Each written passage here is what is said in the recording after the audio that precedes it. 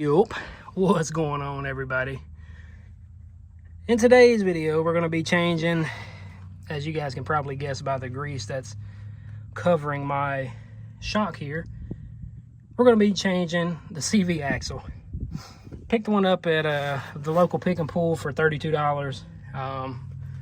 So we're going to be getting this bad boy swapped out. Because unfortunately, when I did the Bilsteins, I actually hit the boot, and that's what caused it to rip. So we're going to get this swapped out. That way everything on the front end's good to go. Still got to fix the rear main seal. It still leaks a little oil, but it don't bother me any. So that's the next thing on the agenda for the old GMC is the rear main. But yeah, I'm gonna go ahead and pause the video here.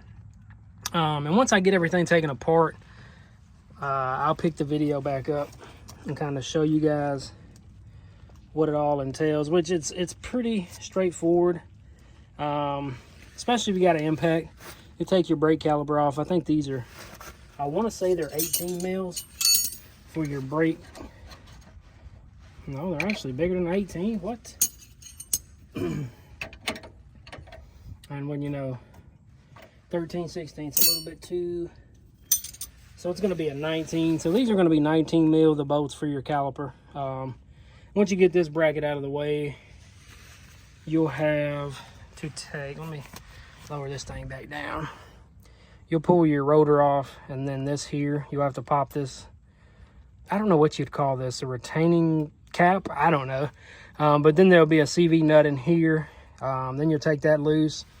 And with this one here, what I'm gonna do, instead of crawling up underneath and taking the 15 mils out around the inner housing up there, I might just take the tie rod off and use my impact to knock them off. I feel like that's going to be easier, but we'll see. Yeah, I'm going to pause the video here, and once I get everything apart and the new one back in, I'll pick the video back up and show you guys, you know, how it looks. Just in case any of you guys are wondering how hard it would be, it's pretty easy to do. I mean, I took a bag of tools, you know, not too big, and I had this off in like 3 minutes. Pretty easy to do. And if you don't plan on using your truck as like a show truck, don't go buy brand new CV axles. Go to the local pick and pull and get you some CV axles for $32 a piece instead of paying $200 and some change for two. I just think that's crazy to me, how much they are at a store compared at the pick and pull, which, you know, I get, you know, they could be used with 400,000 miles on them, but you're pretty good at telling if a part's been used for a long time or if it's new. You'll be all right, especially with a CV axle. I mean, as long as the boots are good on them, more than likely the CV axle is going to be good. Now, if the boots are dry rotted, of course, I wouldn't mess with them, but I'm gonna pause the video. Well, let's just take a quick peek at the old GMT 800. Two of the best trucks ever made right here. Two of them. But yeah, I'm gonna pause the video right here. I'm gonna pick it back up once I get everything taken apart and the new axle in. So stay tuned. All right, everybody, we got it together. I got lucky. I thought I had an axle socket. A socket that'll fit an axle. I call it an axle socket.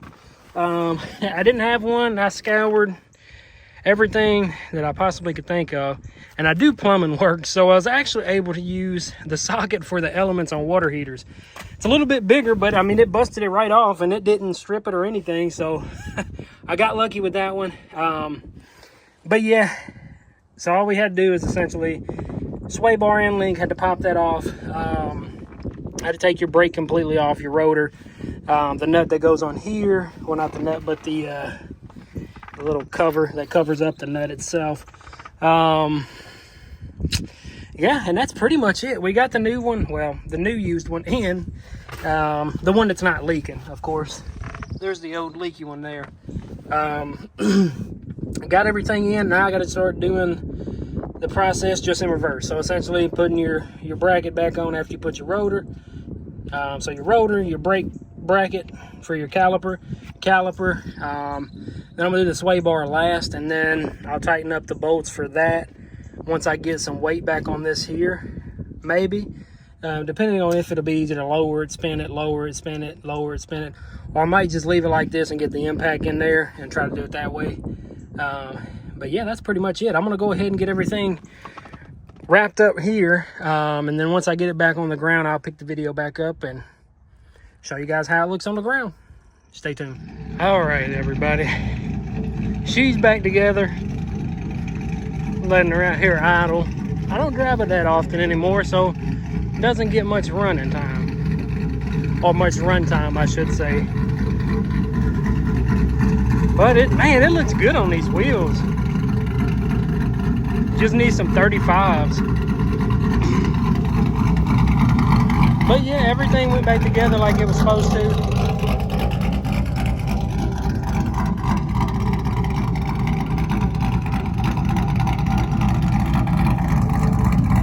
Thing looks so good.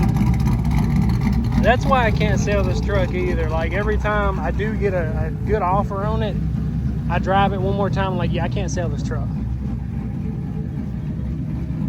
So that's another reason why I still got the truck and I keep saying I want to sell it.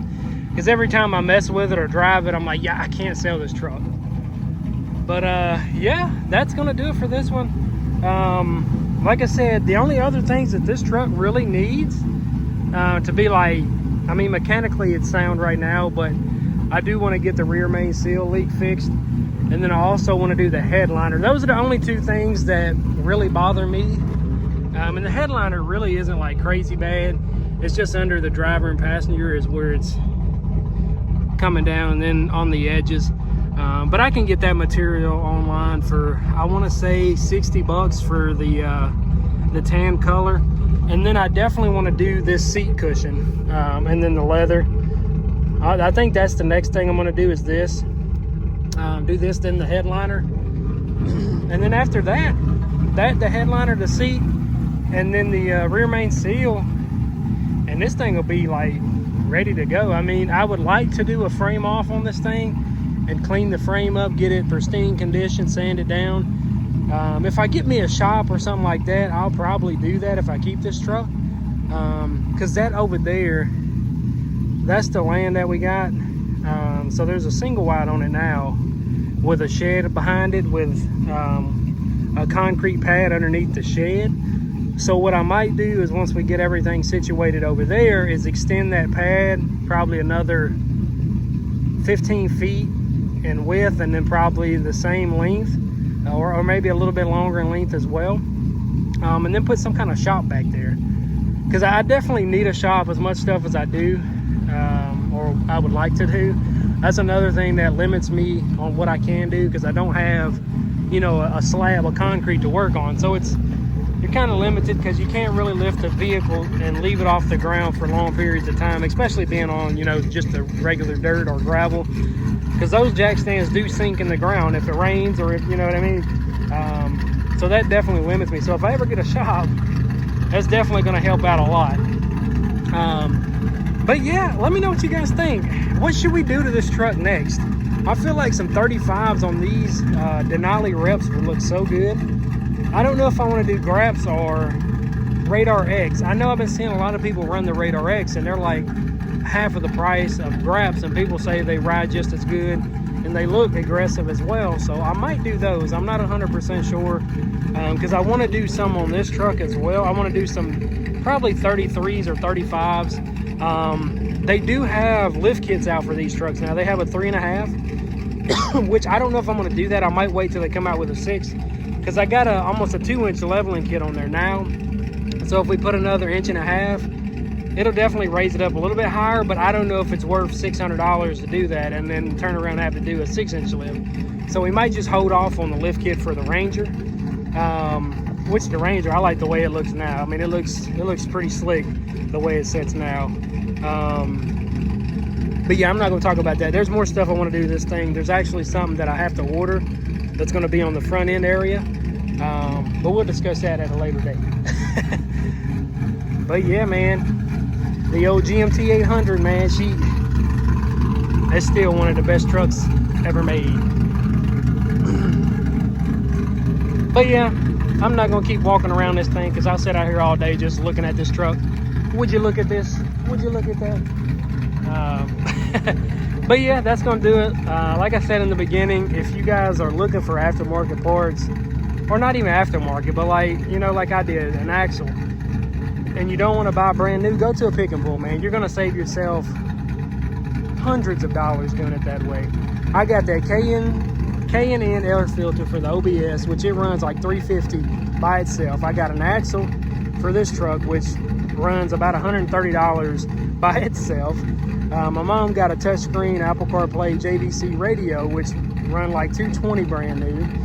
And then I got the climate control for the truck as well, which they're not too expensive. They're like 60 to 70 bucks, but I paid under $140 for everything.